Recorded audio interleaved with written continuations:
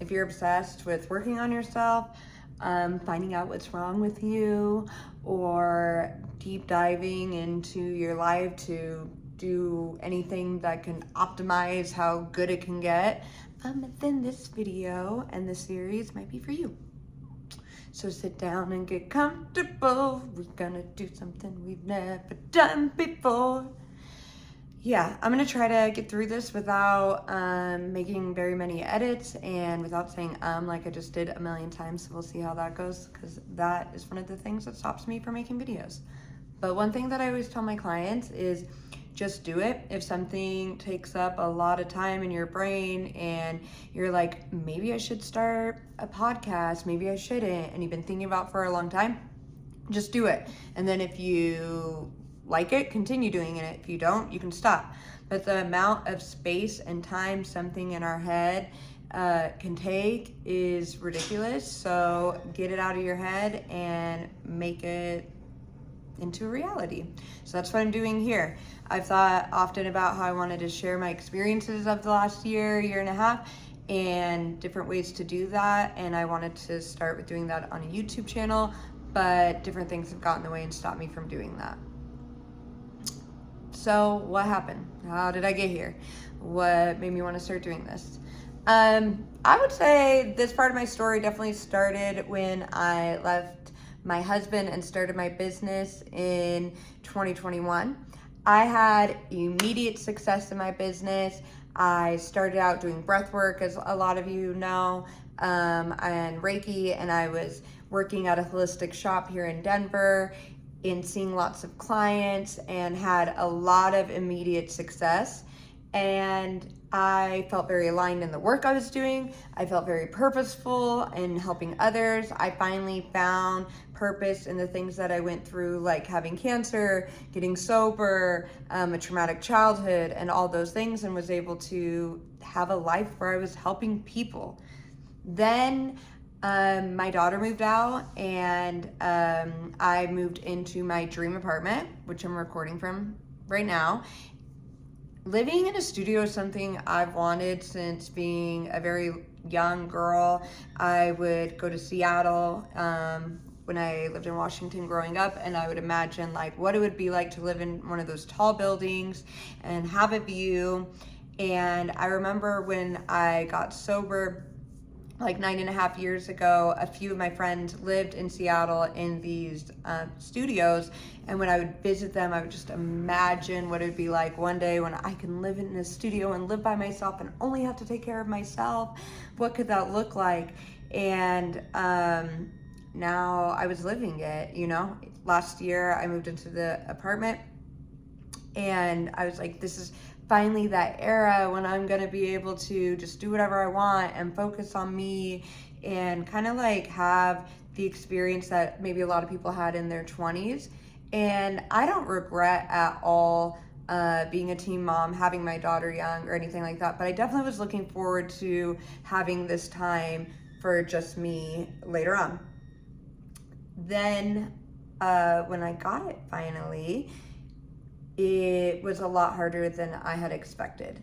I was never the type of mom that like my identity was wrapped up in like being a mom. I still very much was Candice. I still very much knew who I was and was working on myself. And part of that life was just being a mom. So I didn't expect it to hit me the way that it did. And excuse my washer. Let me go fix that. I'll be right back. We're back. So some of the things that were easy for me to do as a mom when I'm building a home for my family became like impossible to do just for myself. Grocery shopping became hard. Taking care of myself became hard. It was almost like everything I had done to work on myself up until that point, I was doing for my daughter or for others. So then came this question of like, do I want to stay sober if it's just for me? Do I still set the table if it's just for me? Am I worth it? Am I worth sobriety? Am I worth the kind of care that I would create in my home for my ex-husband and my daughter? even in like my dating life, I became like almost this 18-year-old version of myself again. You know how when they say that people start using drugs, then they don't mature, or they kind of stop maturing in some areas at that point. Well, I think that kind of happens with becoming a teen mom. So when it came to like my dating, I was dating for her up until this point, right? Like the people I was dating were like, are you going to be good, my daughter? Would you be a good dad? Also, then, do you love me? And when I started dating for just myself, I reverted back to this like 18-year-old self, this 18-year-old Candice again, blocking and unblocking toxic behaviors, throwing fits, kind of like becoming like anxiously attached, which is something very unusually for me. I'm naturally more of an avoidant. Now I kind of don't believe in those labels, but I just like lost my mind. And in February of last year, I decided to do this like 90-day challenge thing where I would prioritize self-care, and it was like 90 days back to me to learn how to like take care of myself with self-care techniques. And I got a lot of success from that. I made a lot of progress. I felt a lot better. And then at the end of the 90 days, I had a friend pass. And within that same week, I also found out some really awful news. I was like betrayed in a really big way that caused me a lot of pain to navigate as well. And so it was almost like in vain, like all the work that I had done didn't mean anything, because now I had these big life issues. But what I found out was that these daily tasks still helped me during that time. And I would keep doing those things up until even last November. And last November, I went on a trip with a friend. And on that trip, I had something really awful happen to me. And it really shook me up. But also, that trip was very much like me trying to make it to home base, if that makes sense. To be really honest, I was about to get evicted out of this apartment. I wasn't making any money. I had no way to pay my rent. I was trying to apply for jobs. That wasn't really working out. It was just like this really rock bottom, like even though I was sober. And what was so interesting for me during that time was I've had cancer 3 times. And this last year has been my hardest year. And I did not have cancer this last year. Like, that shows the amount of stuff that I was going through. And these things like a gratitude journal on my daily list and these kind of simple things, but also some bigger practices have really helped pull me out of that. So in November, when I was assaulted on that vacation, I remember I had waited and told my best friend as we were like going back to our hotel room, and she had said, oh, I wish that we had like kind of trade places during this experience, because then I would have had that person and you had this other person, maybe you wouldn't have been hurt. Well, I had said to her, I go, yeah, but then it wouldn't have happened. And she said, yeah, I agree. And I was like, okay, but why do we both know that if it were you, you would not have been hurt, but I was hurt? What is it about my energy or about me that says like, you can hurt me? And what is it about you that people know that they can't mess with? And how do I have that? And not in like a victim blaming way, like I did something to cause it, but in a way that is like dramatic, extreme accountability for me and my life and the things that happen in my life. My first step was I had to take full responsibility of where my life is at today and not blame anyone else. And I had thought that I had done some work on that in AA, doing inventory, and in therapy, and all these other things, like working on like radical forgiveness of self and others. But this radical accountability for my life and the things that happen was the first step. So, and I don't actually talk a lot about that because sometimes it can come off sounding, like I said, like I'm blaming myself. Now, it's not in a way that I'm taking the injustices that have been done to me and fully saying they're all my fault, but I am taking radical responsibility of who I am today and how to navigate my life today. And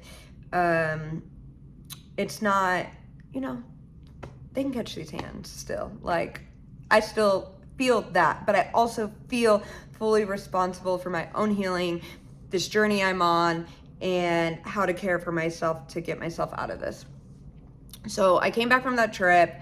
I had a miracle happen with my rent and got my rent covered and was able to take December off to just like focus on myself. I spent a lot of time meditating and a lot of time just focusing on my self-concept, how I thought about myself, changing that thought process. I also learned to shut up about my problems to everybody, which I'll make a whole video about here. But you know, how many times when we have an issue are we on the phone telling every person who wants to listen about all of these issues? So I learned to shut up and go inwards and listen to myself and find out what I thought was best and make choices based off that and stop blaming others for my life and my circumstances. Yeah, the results have been pretty amazing. I've lost a lot of friends. I cut people off. I've been cut off. And I wouldn't change any of it. Not for 1 second. I would say today I'm in a healthy relationship. I have a healthier boundaries with my daughter. I have healthier boundaries within all my friendships. I speak my needs. I stick up for myself, which is something I've never done before. And I believe this stuff about myself that I'm saying when I do these things. I believe I am a good friend. Like, I had this self-concept before that I was not a good friend. And then that would be reflected back to me. People would be like, you're not a good friend, you're not a good friend. And now I can say with conviction, like, I'm a good friend. So if you think I'm not a good friend, that sounds like a you issue. You should probably do some work around that, because I know for me that I am a good friend. I know that I am a good person and I'm deserving of good things and I'm worthy of all the things that I want now.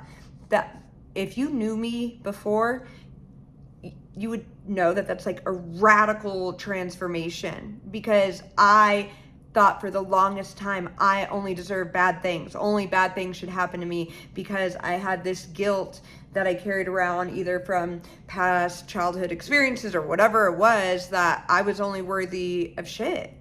And so now I have this self-concept of myself that I'm deserving of all the good things. Of course, good things are going to happen to me. I'm expecting and assuming that things are going to be good and I'm going to have the best outcomes. And it's not to say things are perfect now, because some of the circumstances still haven't changed. I'm not fully clear on what I want to do with my business and my work, and I'm like throwing some things out there. And I still have relationships in my life that are hard for me to not try to manage and control. But for the most part, I'm happier. People are saying I have my spark back, and I love talking about these things. So I decided, why not go on YouTube and share about them. I hope that these videos, you are able to take something from it. I hope that they're worth a listen. I am worth listening to, actually. And I just want to show all the tools, everything that I've came up with, put it out there and see if it could help somebody else. So thank you for being here, and stay tuned.